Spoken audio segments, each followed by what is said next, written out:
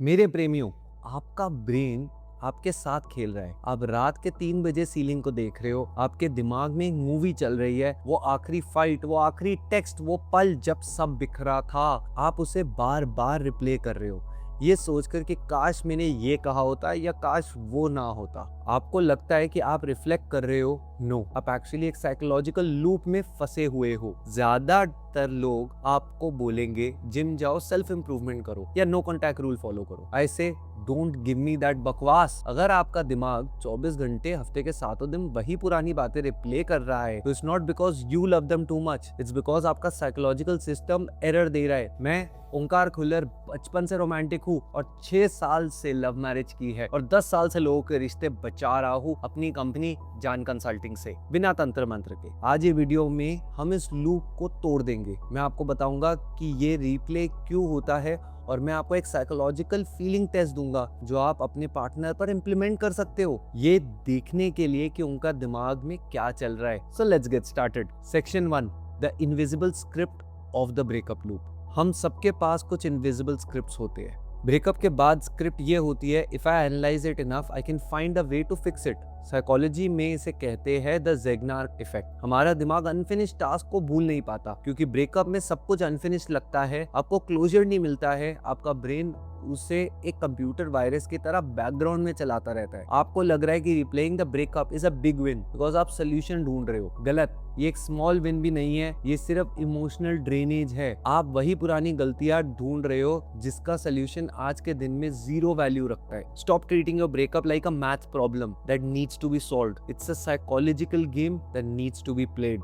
Section 2, Why thinking is your biggest enemy। अब एक और बात, लोग कहते हैं वर्क ऑन योर सेल्फ। अरे भाई, जब दिमाग 24 घंटे हफ्ते के 7 दिन पार्टनर पे चल रहा है तो सेल्फ पर काम कैसे करे। The problem is rumination. जब आप रिप्ले करते हो आप अपने ब्रेन के न्यूरल पाथवेज को और मजबूत कर रहे हो। जितना ज्यादा वही बातें सोचोगे उतना ही मुश्किल होगा उस मेंटल ट्रैप से निकलना। आपको क्या लगता है, उन्हें फर्क पड़ रहा है? वो शायद सो रहे हैं या पिज्जा खा रहे हैं और आप यहाँ मेंटल इन्वेस्टिगेशन कर रहे हो सीआईडी की तरह। It's a poor investment of your mental capital. Psychology कहती है कि जब तक आप उन्हें एक एक्टिव प्रॉब्लम की तरह देखोगे आपका दिमाग उन्हें डिलीट नहीं करेगा। हमें उन्हें एक्टिव से न्यूट्रल बनाना है। Section 3, the future pace feeling test. ठीक है, अब आते हैं प्रैक्टिकल मूव पर। आपको जानना है कि उसका दिमाग में क्या है, बिना नीडी लगे, बिना नो कॉन्टैक्ट के ड्रामे के। इसे मैं कहता हूँ द क्यूरियोसिटी ब्रिज टेस्ट। इसका गोल ये देखना है कि क्या वो अभी भी आपके साथ फ्यूचर की किसी छोटे से आइडिया पर कनेक्ट कर पा रहे हैं या उनका डोर पूरी तरह बंद है। अब टेस्ट को समझाता हूँ। उन्हें एक सिंपल लो स्टेक्स मैसेज भेजो,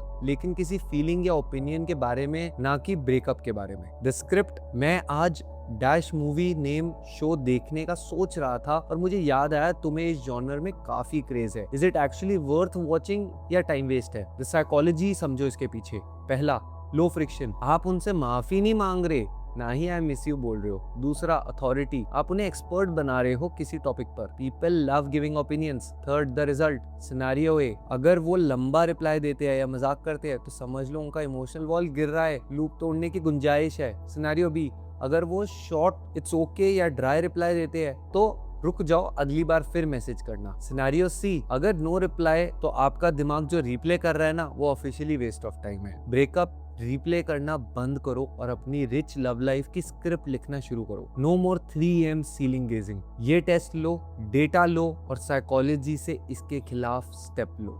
अब आगे क्या करना है, मुझे मैसेज करना या ये वाली वीडियो देखो यार।